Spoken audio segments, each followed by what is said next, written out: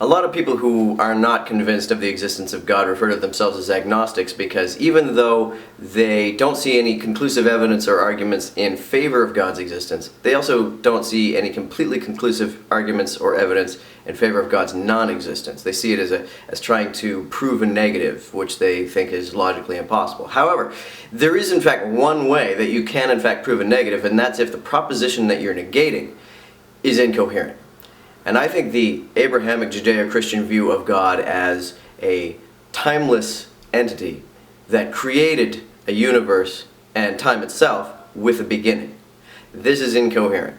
This does not make any sense. In order for something to be said to exist at all, it has to exist for a period of time. You cannot exist independent of time itself. It has to exist from time A to time B, or it has to exist in a universe in which time itself has no beginning.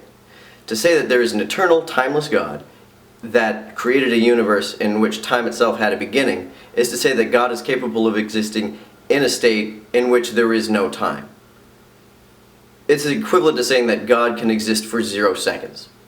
Nothing can exist for 0 seconds. To say that something exists for 0 seconds, and I don't mean like 0.00001, but 0 seconds period. To say that is exactly grammatically and logically equivalent to saying it does not exist at all. To say that something exists for 0 time is to say that it exists not at all. To say that there could be a God that exists independent of time doesn't make any sense whatsoever.